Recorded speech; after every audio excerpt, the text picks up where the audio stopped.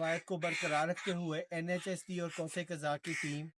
Last week میں بھی جیسے کہ میں نے آپ کو پچھلی ویڈیو میں بتایا کہ یہاں پر آئی تھی اور ہم نے بورڈ ہائر کی تھی اور ہم بورڈ پر بیٹھ کر پانی کو عبور کرتے ہوئے لوگوں کے گھروں تک پہنچے تھے. آج کیونکہ پانی خشک ہو چکا ہے لیکن یہ جو سیلاب سے متاثرہ افراد ہیں یہ وہاں پر مین روڈ پر ہمارے پاس نہیں آ سکتے تھے, اس لیے ہماری NHSD اور کوسے قزاق کی ٹیم یہاں پر خود چل کر ان کے پاس آئی ہے ٹوٹے پھوٹے راستوں کو عبور کرتے ہوئے.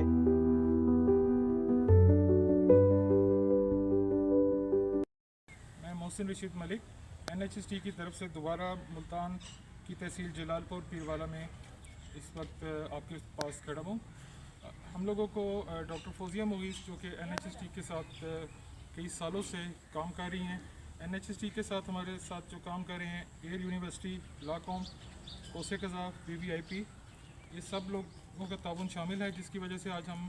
اس قابل ہیں کہ اس ادارے کو چلا رہے ہیں. اور ان تمام لوگوں کا شکریہ جنہوں نے ہمارے ساتھ تعاون کر کے ہمیں اس قابل کیا کہ آج ہم اس قابل ہیں کہ ان تمام متاثرین کی مدد کر رہے ہیں. جیسا کہ آپ جانتے ہیں کہ پچھلے ویک میں بھی ہم لوگ حاضر ہوئے تھے جو کہ کافی ساری روزمرہ کی الرحمن الرحیم. میں محمد عبدالباسط ملتان کی تحصیل جلال پور پیروالا سے بات کر رہا ہوں. آج ہمارے پاس NHSD اسلام آباد راولپنڈی کی طرف سے جناب محسن صاحب, طاہر صاحب اور حافظ طاہر شہزاد شیخ صاحب آئے ہوئے ہیں.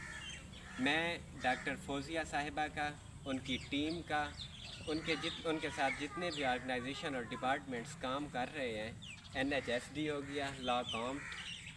کوسے قزاق, ایئر یونیورسٹی, ان سب کا اور ان کی ٹیم کا اسپیشلی شکریہ ادا کرتا ہوں جنہوں نے ہماری ایک کال پہ اس کو